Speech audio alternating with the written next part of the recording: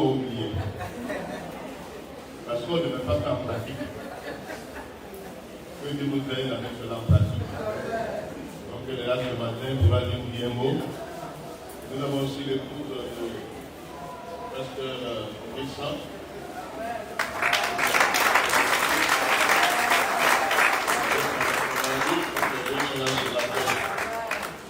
Que Dieu soit loué. Vivons le réveil. Retournons à Dieu. Expérimentons sa délivrance totale. Le retour à Dieu a un effet positif.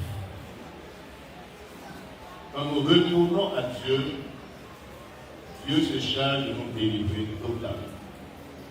Parce que ce qui nous a éloignés de lui, ce qui nous a séparés de lui, il apporte la solution. Donc le retour à Dieu, suivi de délivrance, est le signe du vrai réveil. Vivons ce vrai réveil. Que chacun prenne conscience de ce retour à Dieu.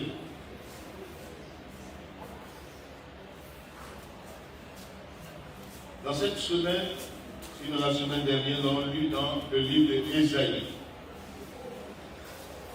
Ésaïe, le chapitre 51.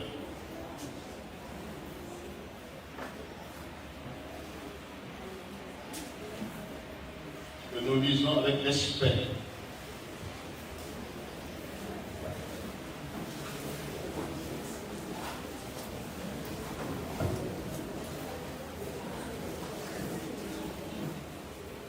Ésaïe 51, quelques versets, et Ésaïe 52, quelques versets également.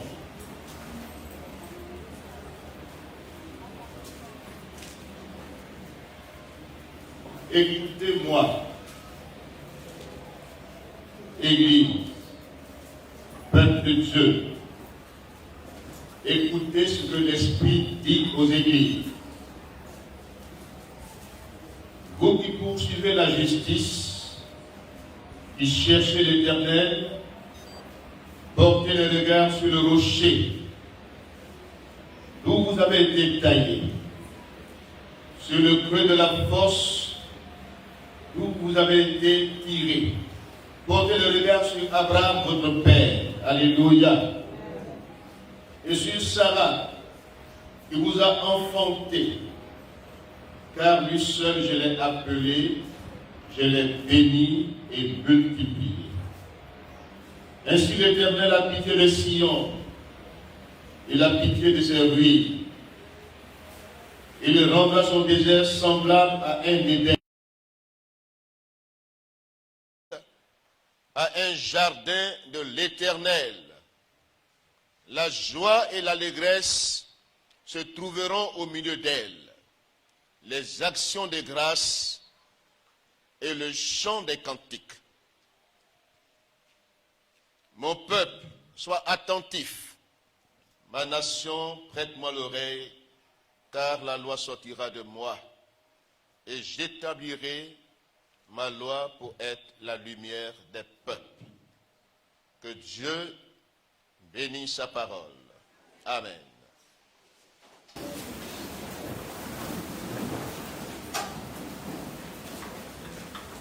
Le chapitre 52 commence par le mot « réveille-toi ». Réveille-toi, réveille ta parure, Sion, réveille tes habits de fête, Jérusalem, ville sainte. Car il n'entrera plus chez toi ni incirconcis, ni impur. Secoue ta poussière, lève-toi. Détache les liens de ton cou. Amen. Nous sommes devant un choix ce matin. Choisir d'écouter Dieu L'écoute est fondamentale. Écouter, c'est prêter attention. C'est être dans de bonnes dispositions de cœur. C'est accepter ce qui est dit dans le désir de l'appliquer. Voici l'écoute. Et Dieu commence à dire à son peuple, écoute-moi. Israël était dans la captivité. Cette captivité était la conséquence de ses péchés. Ses ennemis avaient pris le dessus sur ce peuple. Israël qui porte les vases de l'Éternel, Israël qui porte le nom de Dieu, a été humilié, est tombé dans la confusion parce que ses ennemis ont eu raison de lui. Et ce peuple-là est amené captif. Il vivait comme esclave. Ils portent le nom de Dieu, mais ils étaient en captivité. Dieu a châtié son peuple. La coupe de sa colère s'est abattue sur son peuple, à tel point que ses ennemis l'ont tenu dans la servitude. Et Dieu promet ici sa délivrance. Dieu promet son salut à ce peuple tourmenté par ses ennemis, captif, étant dans une position d'esclave,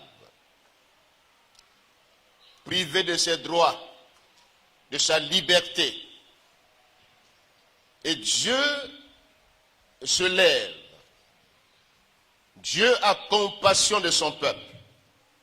Dieu voit dans quel état se trouve ce peuple. Le peuple sur lequel son nom est invoqué, ce peuple-là gît sous le poids de la servitude. Et ses ennemis se moquent du Dieu qu'ils adorent. Voyez-vous, souvent Dieu est jaloux de son nom. Quand Dieu intervient, ce n'est pas forcément parce que nous obéissions à sa parole, ou que nous fassions sa volonté, ou que nous faisons sa volonté. Non, Dieu se lève à cause de son nom. Amen. Puisque son nom est invoqué sur son peuple, Dieu ne peut pas laisser son nom être blasphémé parmi les païens. Donc la plupart du temps où Dieu s'est levé, pas que le peuple ait rempli les conditions de l'intervention de Dieu, mais surtout à cause de son nom dont il est jaloux, Dieu se lève. Alléluia. Dieu intervient. Dieu, par son bras puissant, le verset 9 du chapitre 51, il dit « Réveille-toi, réveille-toi, réveille-toi de force, bras de l'Éternel. » Alléluia. Réveille-toi comme au jour d'autrefois, dans les anciens âges. N'est-ce pas toi qui as bâti l'Égypte, qui transperça le monstre? N'est-ce pas toi qui mis à sec la mer, les eaux du grand abîme, qui fraya dans les profondeurs de la mer un chemin pour le passage des rachetés? Dieu est jaloux de son nom et Dieu se lève. Amen. Donc, quand Dieu se lève, c'est lui qui déclenche le réveil. Alléluia. Dieu est le déclencheur du réveil. D'abord, il amène une prise de conscience parmi son peuple qui est fatigué de sa prison. C'est là que ça commence. Son esprit réveille l'esprit du peuple. Son esprit agit dans l'esprit du peuple. Donc le réveil n'est pas un simple slogan. Même ce n'est pas un nom dénominationnel que nous portons. Ce n'est pas ça qui signifie le réveil. Il y a des principes que nous allons voir ce matin. Des principes de vie liés au vrai réveil.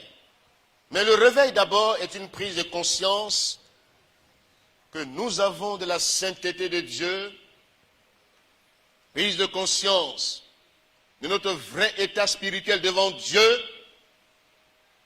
Prise de conscience à deux niveaux.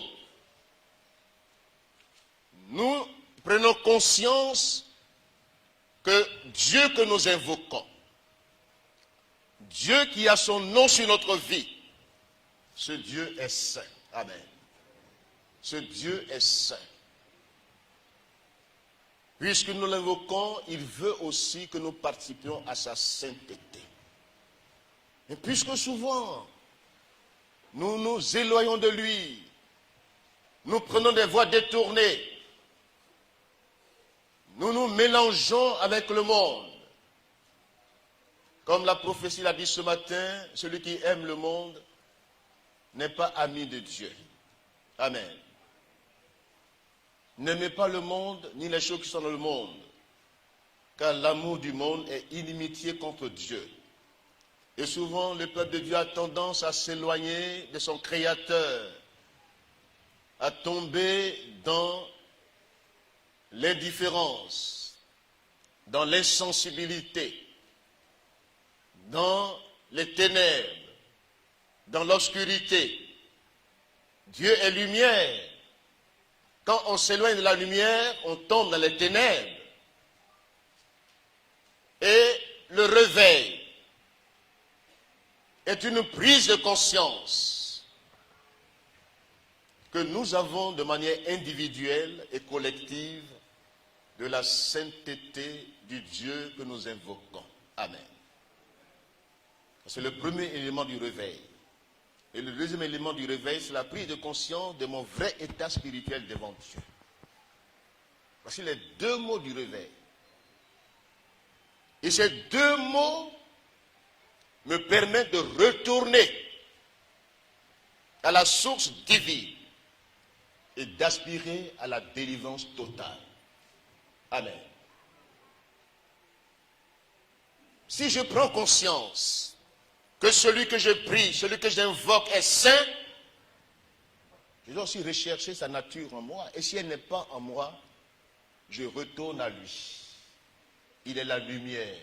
Alléluia. Et quand je retourne à lui, quand il voit cet élan d'humiliation, de reconnaissance, Dieu proclame ma délivrance. Dieu me réveille. Alléluia. Donc, voici le réveil.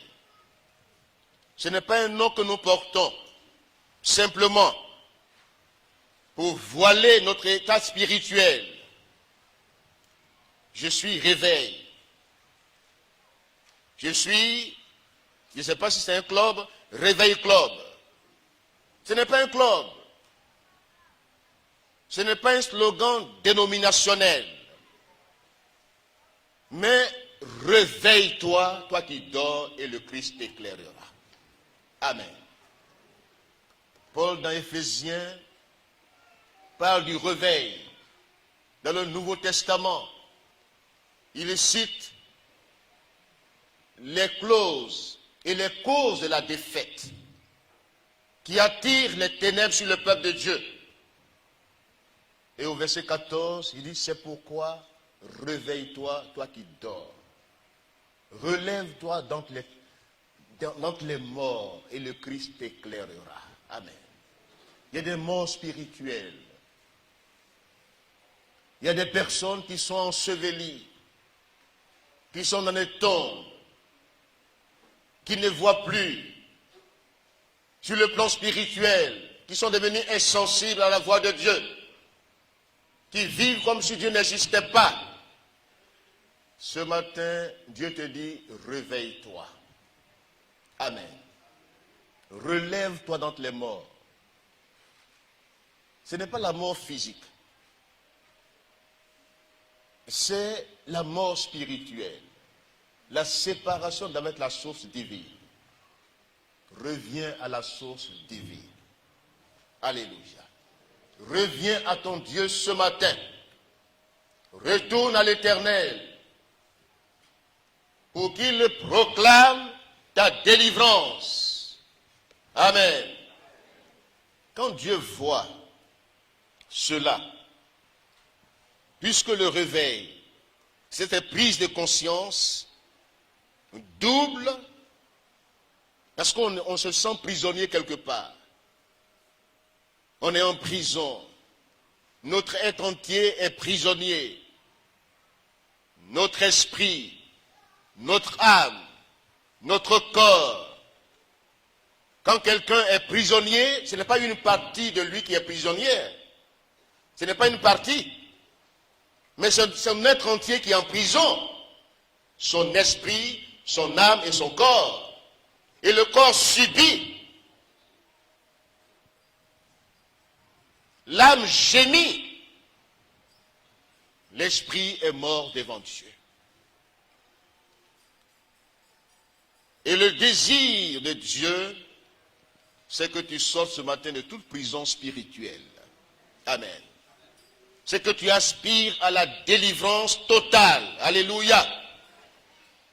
Voyez-vous, quittons les faux réveils. Les réveils esclavagistes. Les réveils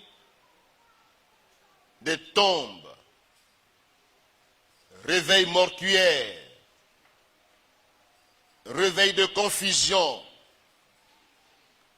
Réveil blasphématoire. Autour de nous, on se moque de nous.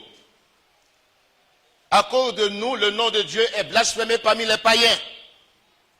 Et ça ne nous dit rien du tout. Quittons les faux réveils.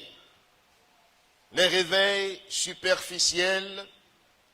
Les réveils où les gens se cachent et vivent comme ils veulent.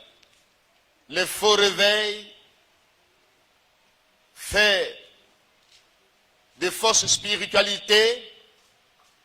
Dieu est naturel et Dieu est spirituel. Alléluia. Il te veut naturel et spirituel. Quitte le réveil de super spiritualité. Retourne à Dieu ce matin. Dieu veut déclencher le réveil dans ta vie. Amen. Il dit c'est lui, c'est son bras puissant. Quand quelqu'un est esclave, quand quelqu'un est en prison, il ne peut se délivrer lui-même. Et la prison spirituelle, pour en sortir, ce n'est pas un effort humain. Ce n'est pas un homme qui va te délivrer. Mais c'est la main puissante de Dieu qui va te délivrer. C'est le Saint-Esprit qui brise le joug de la servitude. C'est Dieu qui déclenche le réveil dans ta vie. Amen. Par son esprit qui te convainc de ton état spirituel, qui vient à ton secours parce que tu es fatigué. Venez à moi, vous tous qui êtes fatigués et chargés, et je vous donnerai du repos, dit le Seigneur dans Matthieu chapitre 11, verset 28. Il a vu le jour qui est pesant sur son peuple, qui est un jour de servitude.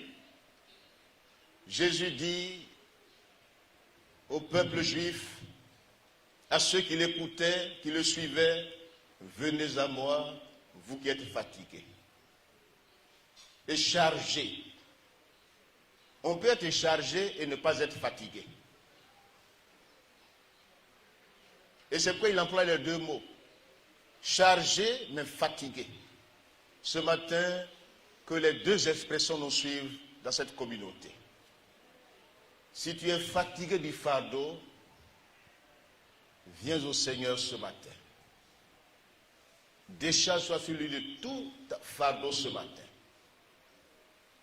Tu es fatigué, chargé et fatigué. Jésus est la solution. Prends sur toi son joug qui est léger. Alléluia. Alléluia. Dieu est le déclencheur du réveil. Église El Bethel de Lokoido, réveille-toi. Écoute l'Éternel. Prends conscience que les conséquences de tes actes t'ont suivi. Tes ennemis ont pris le dessus. Qui viendra à ton secours? Est-ce une intervention humaine? Est-ce une intervention quelconque, magique? Toute intervention humaine est vouée à l'échec. L'homme ne peut rien dans ta situation. Mais Dieu a les moyens pour intervenir efficacement pour ta délivrance totale. Alléluia. Et c'est pourquoi il dit, retourne à l'Éternel. Dieu s'est levé pour toi. Dieu s'est levé pour te venger de toutes tes humiliations que t'ont affligé tes ennemis. Dieu s'est levé. Quel que soit le désastre et la désolation dans ta vie familiale, dans ta communauté, j'aimerais te dire ce matin, aucun échec n'est définitif. Tu peux avoir échoué hier et réussir aujourd'hui. Avec Dieu, l'échec n'est pas définitif. Le Dieu de Jacob,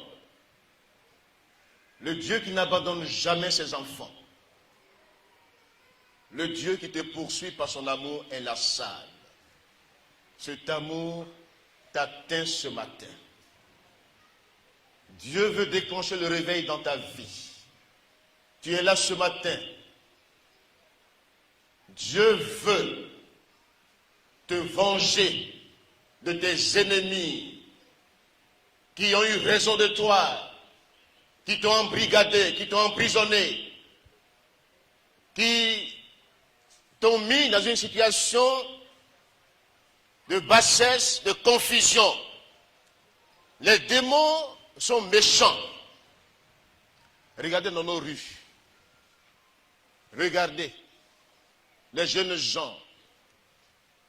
Aujourd'hui, dans nos villages, les jeunes sont accros à la drogue, à la boisson, les boissons frelatées, dont le degré n'est pas calculé. Ça dépasse les 100 degrés. Il y a une boisson même qu'on appelle Kadhafi, qui fait des gaffes dans nos villages. Kadhafi était un homme d'État et non une boisson. Parce que quand ils prennent ça, ils ne respectent personne.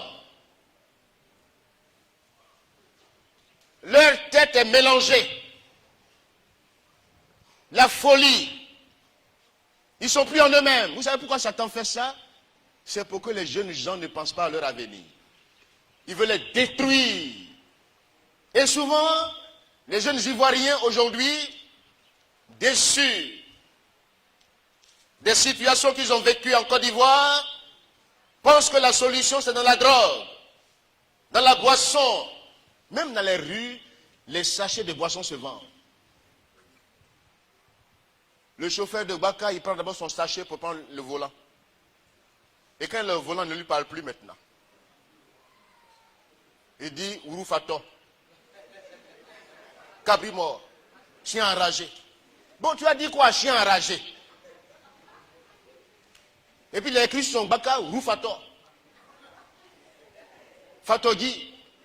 Il a pris Fatogi. Donc c'est fini.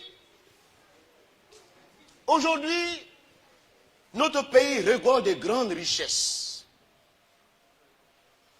Le pays béni en Afrique, qui a une bénédiction scandaleuse, c'est la Côte d'Ivoire. Et les Ivoiriens eux-mêmes ne bénéficient pas de ces richesses. Ceux qui viennent d'ailleurs, qui proposent à notre jeunesse la drogue, c'est eux qui la vendent. Pour que les jeunes Ivoiriens ne comprennent pas, soient aveugles des richesses qu'ils ont. Et que les autres en bénéficient. Aujourd'hui, l'économie est entre les mains de ceux qui ne sont pas propriétaires terriens. Ceux qui sont multimilliardaires. Et nos jeunes gens sont désœuvrés, marginalisés, dans les villages. Ils sont devenus des voleurs. Ils ne peuvent pas travailler. Ils vendent la terre. Dieu veut te sortir de cet esclavage. Esclavage sur le plan spirituel, matériel, financier, dans tous les domaines. Dieu a déclaré ce matin ta délivrance totale. Tu es une jeune fille. On te trompe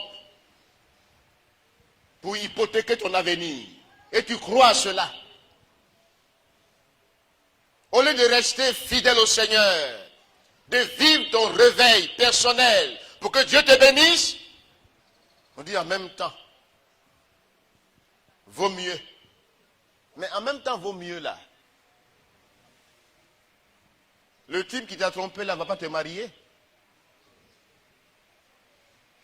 Il hypothèque ta vie, ton avenir. Ce matin, réveille-toi. Je parle d'un réveil d'équilibre. Ce n'est pas un réveil seulement sur le plan spirituel, mais un réveil d'équilibre. Un réveil sur le plan social. Des jeunes gens qui soient des valeurs sûres, qui préparent la relève. Regardez au Sénégal, un jeune homme qui est devenu président de la République. Les jeunes, ce n'est pas demain, c'est aujourd'hui. Souvent, on vous dit que l'avenir, c'est demain. Non, c'est maintenant. Ce n'est pas demain. Et on trompe les jeunes. On dit non, attendez d'abord. Et souvent, on est accroché. Oh, le temps des jeunes. Cette année, on a célébré l'année de la jeunesse en Côte d'Ivoire. Je ne sais pas si c'est l'année dernière ou bien cette année. Ça veut dire que l'année, quand on vous célèbre comme ça, c'est pour vous dire que votre temps a sonné. Ne vous laissez plus dans le désordre, dans l'insouciance, dans les faiblesses. Prends conscience. Il y a un jeune homme dans ces jours qui m'a approché, et les jeunes gens aujourd'hui qui sont à l'université, hier là, c'était des papas qui étaient à l'université. Il a fait 7 ans à l'université, il est en 2e année toujours, 3 ans. Et puis, on ne peut pas le renvoyer. Avant, on ne le renvoie pas. Quand tu as atteint l'université, on ne te renvoie pas. Il faut te marier là-bas, avoir des enfants là-bas. Tant que tu n'as pas eu ton diplôme, tu es là-bas. Mais aujourd'hui, ce sont des jeunes gens qui sont à l'université. 19 ans, 20 ans, 22 ans. Ils préparent le doctorat. Celui qui m'a approché dans ces jours pour dire, pasteur, il faut m'aider. C'est difficile. La soutenance est difficile. C'est coûteux. La formation, elle est coûteuse. Quand je l'ai vu, je dis, bon, c'est un bon investissement en toi. Amen. Investissez dans vos enfants. Encouragez-les à poursuivre les études. Ne les laissez pas comme ça. Ne les abandonnez pas. Ne vous découragez pas. Que nos enfants sortent des rues. Il faut que l'Église soit réveillée dans ses structures sociales pour accueillir les désœuvrés et les marginaux.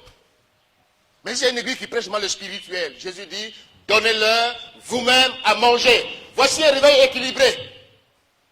Si l'Église n'a pas les moyens, les conditions d'accueil pour ces jeunes gens qui gémissent, qui sont chargés, fatigués, mais qui n'ont pas d'assurance et d'espérance, ils retournent dans les fumoirs. Même quand ils viennent, l'Église doit se réveiller. Amen. L'Église primitive était une Église réveillée. Il n'y avait pas d'indigents parmi elles. Rien ne leur manquait. Tout était en commun. Ils vivaient le réveil.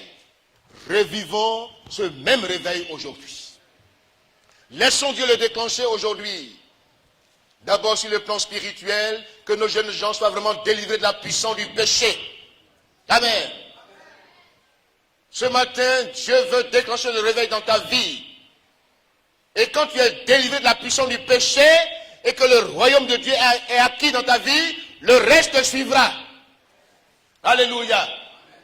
Dieu te donnera la sagesse, l'intelligence pour connaître le but pour lequel il t'a suscité dans ce monde. Tu n'es pas un hasard. Tu n'es pas venu pour accompagner les autres. Tu es né leader dans ton domaine de compétences. Et Satan veut hypothéquer ce domaine de compétences. Il veut te distraire. Il veut t'amener quelque part. Il veut te faire perdre le temps. Inutilement. Mais ce matin, Dieu vient à ton secours. Dieu défend ta cause. Il a vu que tes ennemis sont nombreux. Tes ennemis veulent ta perte. Ils veulent nuire à ta réputation. Ils veulent te détruire. Mais ce matin, Dieu se lève pour toi. Amen. Dieu se lève pour Israël, dit, bras de l'Éternel, bras puissant de l'Éternel, bras qui apporte la délivrance, se lève ce matin dans ta vie. Ce n'est pas un bras humain. Ce n'est pas des conseils humains. On donne des conseils, ça ne suffit pas. Mais il faut l'intervention divine. Il faut que le bras de Dieu se déclenche dans cette communauté pour briser le joug du péché, pour apporter la délivrance totale. Réveille-toi ce matin. Dieu dit, il vient à ton secours. Prends-en conscience ce matin. Amen. Dieu dit, ton échec n'est pas définitif. Tu es là ce matin, tu me regardes. L'avenir est devant toi. Demain sera meilleur. Demain sera meilleur. Ne sois pas abattu, découragé. Tu n'as pas de force pour t'en sortir. Mais Dieu vient à ton secours. Dieu a tous les moyens. Le salut, c'est la délivrance. Dieu veut intervenir de manière efficace dans ta vie. Dieu se lève pour te venger de toutes tes humiliations, de toutes les moqueries, de tout ce que Satan a créé dans ta vie comme désastre, désolation, dans ta vie personnelle, dans ta famille, dans ta communauté. Alléluia. Dieu te montre le chemin. C'est lui qui trace le chemin. Ce matin, Dieu t'ouvre un chemin nouveau. Alléluia. Un chemin de restauration totale. Alléluia. Dieu dit, j'ouvre un chemin. Lisez tout le texte. Ésaïe 51, Ésaïe 52. Dieu dit, c'est lui qui ouvre le chemin. Alléluia. Ésaïe 51, verset 10. Réveille-toi comme au jour d'autrefois. N'est-ce pas toi qui mis à sec la mer, les eaux du grand abîme, qui fraya dans les profondeurs de la mer, un chemin pour le passage des rachetés? C'est la main de Dieu qui a ouvert le chemin dans le désert et dans la mer Rouge. Alléluia. Pharaon était puissant.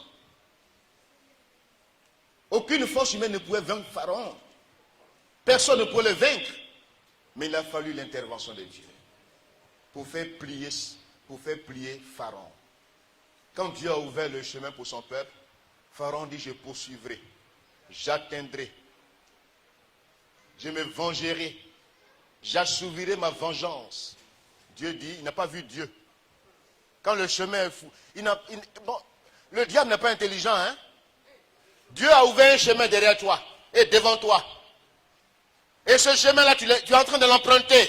C'est le chemin de la délivrance. Ce matin, cette église, croyons à sa délivrance totale. Dieu nous ouvre un chemin nouveau. Les ennemis derrière, les ennemis devant, ne voient pas la gloire de Dieu qui nous dévance. Dieu combat pour nous. Dieu défend ta cause. Dieu est tout puissant. Dieu a entendu tes cris, tes douleurs, tes gémissements. Et Dieu descend ce matin dans ta situation pour te délivrer totalement. Alléluia. Dieu descend ce matin dans ta situation où tu es impuissant, où tes ennemis pensent prendre le dessus, où on pense que c'est fini pour toi, où on se moque de toi, où tu es devenu ridicule, où en passant même tu es nonchalant comme ça, on dit oh c'est fini pour lui. Mais Dieu te dit ce matin, ce n'est pas fini. Ça ne fait que commencer. Alléluia. Dieu va ouvrir ce chemin de délivrance devant toi. Même si hier tu as échoué, demain tu vas réussir. Tu vas réussir. Alléluia. Alléluia. Tu es jeune, tu es enfant. L'avenir est devant toi. Pour toi, ça commence. Nous allons vers la fin. Mais toi, ça commence. Mais dans cette fin aussi, on a la vigueur toujours. Mais Dieu peut nous dire, bon, c'est fini maintenant pour toi. Écarte-toi. Je prie pour les jeunes. Et je prierai ce matin pour les jeunes. Pour qu'il y ait des jeunes gens comme Joseph parmi vous. Il y ait des Daniel parmi vous. Regardez ces jeunes gens. Ils ont marché selon les principes de Dieu. Ils ne se sont pas suyés. Ils ne se sont pas mélangés avec le monde. Ils ont vécu le réveil. Cette prise de conscience de la sainteté de Dieu et de leur vrai état spirituel. Ils sont humiliés devant Dieu. Et Dieu a déclenché le réveil dans leur vie. Ils sont imbattables. Ils sont invincibles. Daniel, on peut le mettre dans la fosse au lion, il sort vainqueur. Alléluia. Ses amis sont mis dans la fournaise. Ils sortent vainqueurs. Joseph, on l'emprisonne. On le met en prison. Joseph sort premier ministre en Égypte. Ce matin, de la prison à la gloire ce matin. Que ta prison actuelle se transforme en gloire. Alléluia. Alléluia. Que tes ennemis qui ont voulu t'enterrer chantent d'avis à ton égard. Ceux qui ont voulu que disent c'est fini pour lui, c'est fini pour elle. Même si aujourd'hui tu as connu un échec dans ta marche chrétienne, quelqu'un t'a trompé et puis il a eu raison de toi, mais ce n'est pas fini. Il y a des femmes qui ont reçu leur foyer plus tard, qui ont été méprisées, balayées même, humiliées. Mais après, elles se sont ressaisies dans la maison de Dieu, elles se sont mariées normalement, Dieu a béni leur foyer. Ce matin, crois à l'avenir dans ta vie. Ton avenir est entre les mains de Dieu. Il te dit ce matin, prends le chemin que j'ouvre devant toi. Vraiment. Prends le chemin que Dieu ouvre. Ne prends pas un chemin détourné.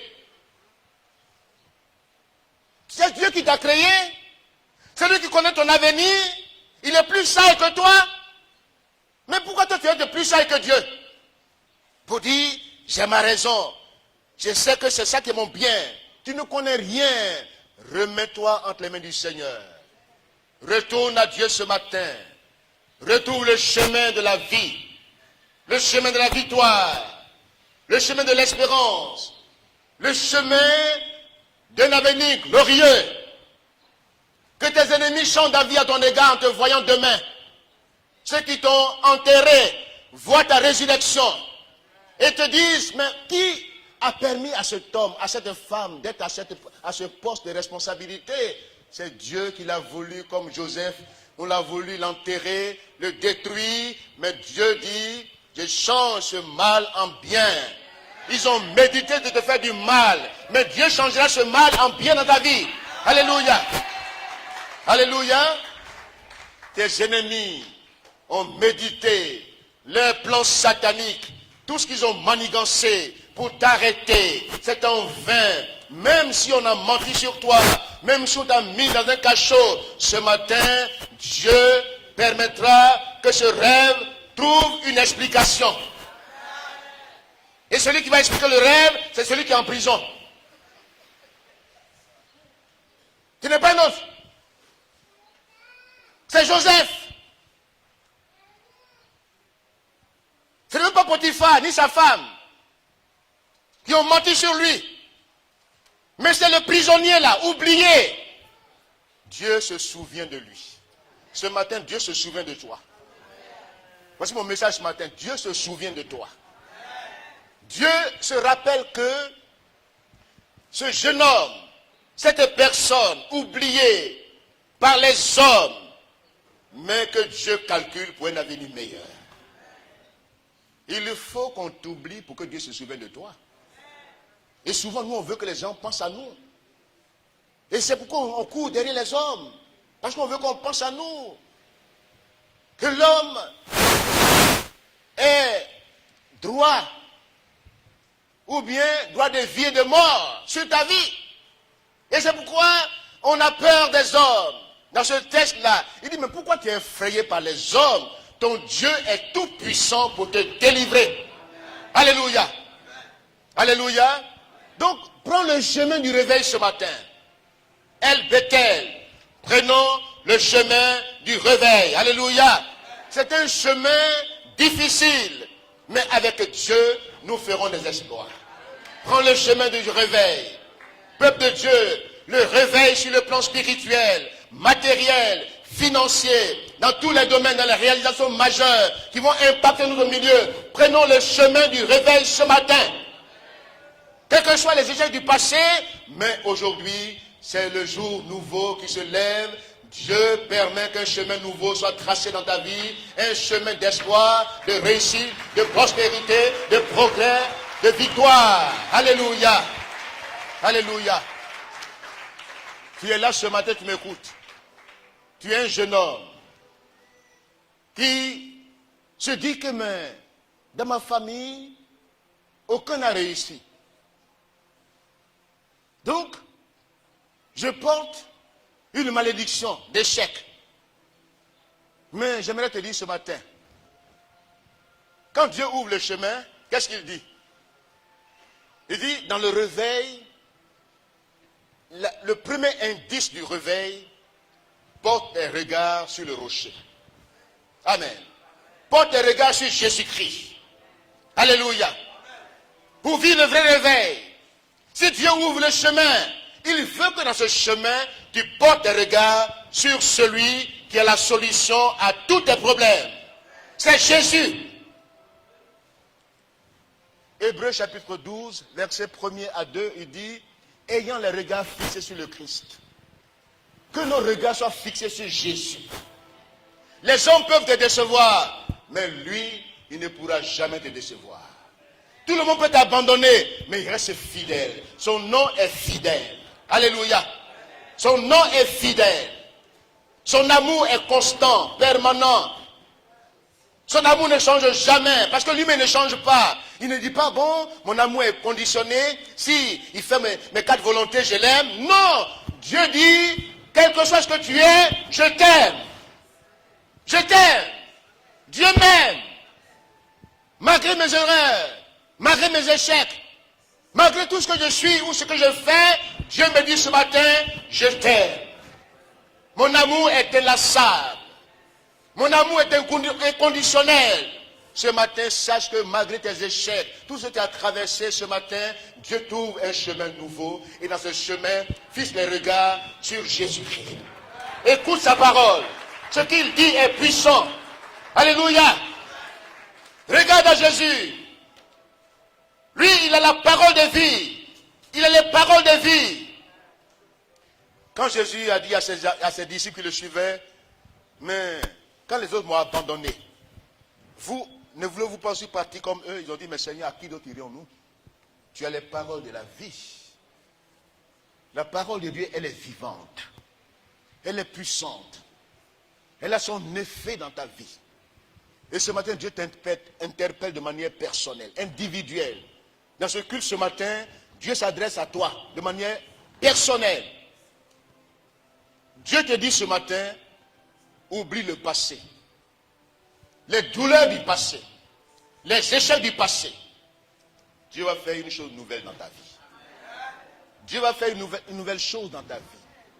Et il te dit, porte ce matin les regards sur Jésus. Alléluia. Le rocher des siècles.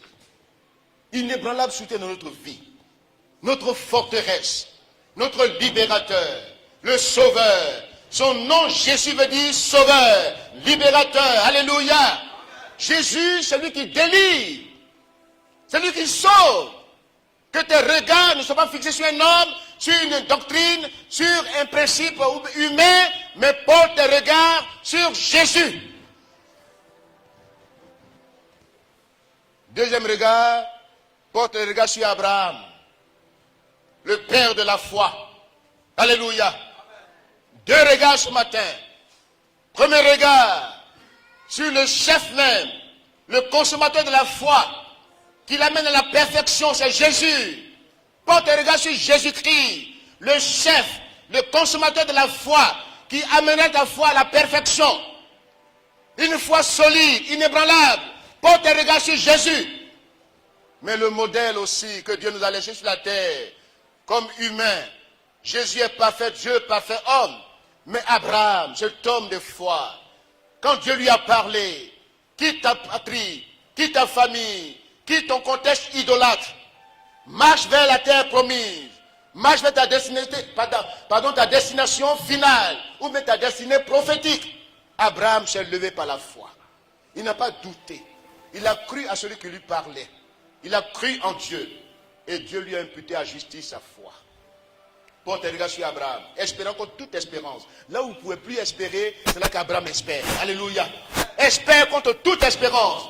Même si les médecins ont dit, il n'y a plus d'avenir, il n'y a plus d'espoir, c'est fini pour toi, espère. Ton Dieu est vivant. C'est un Dieu de miracles. C'est un Dieu qui opère des prodiges. Espère en lui. Alléluia. Porte un regard sur Abraham, le père de la foi.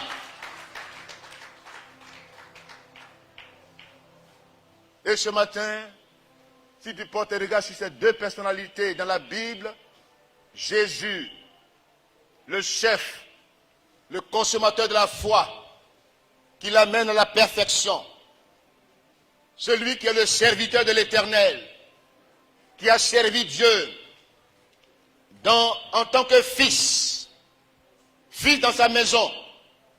Il n'a pas été comme serviteur dans la maison d'un maître, mais il était un fils, le fils unique. Il s'est humilié lui-même. Il a été obéissant à son père jusqu'à la mort et jusqu'à la mort de la croix. Et Dieu lui a donné le nom qui est souverainement élevé au-dessus de tout nom. Pour qu'au nom de Jésus, tout genou fléchisse.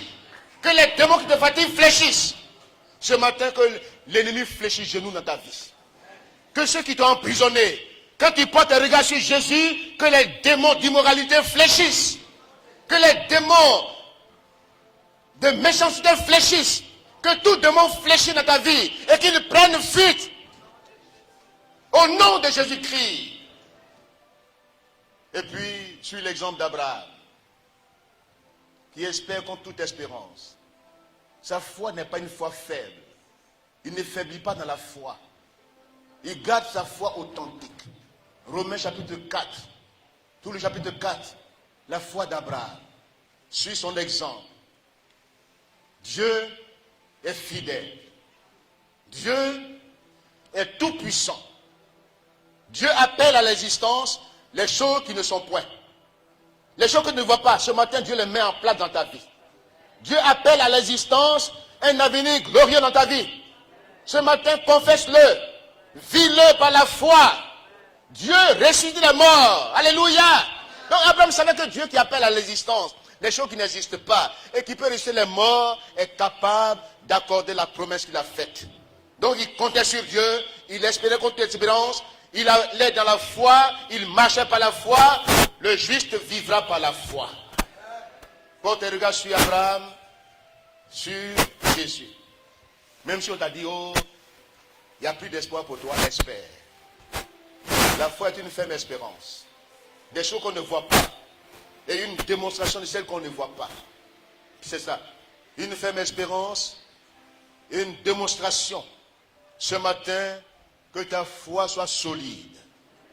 Ton avenir est un avenir qui est entre les mains de Dieu. Demain sera meilleur dans ta vie. J'ai été jeune. J'ai pris de l'âge. Je n'ai jamais vu le juste mendiant son pain.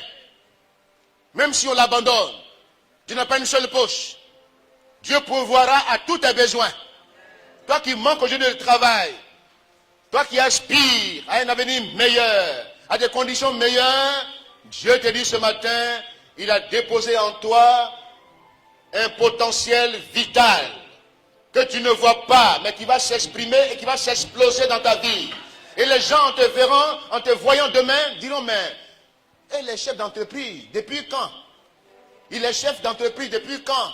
Son entreprise marche, avance, parce que Dieu est devant son entreprise. Alléluia! Alléluia! Alléluia! Nous vivons des temps d'auto-emploi, de créativité.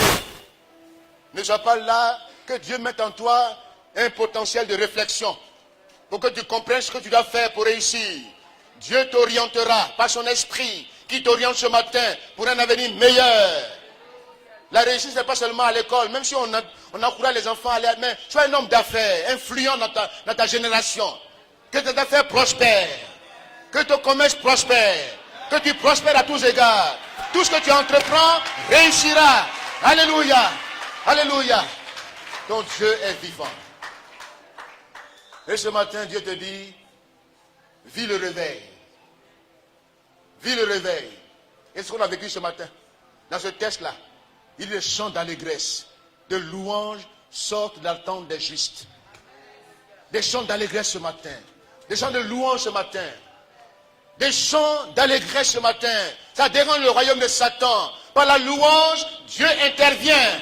Dieu décante les situations. Loue Dieu en tout temps, en toutes circonstances. Ton Dieu est vivant. Celui qui s'écrit, loué soit l'Éternel, il est délivré de ses ennemis à jamais. Alléluia. Je m'écris, loué soit l'Éternel, je suis délivré de mes ennemis. Loue Dieu en tout temps, en toutes circonstances.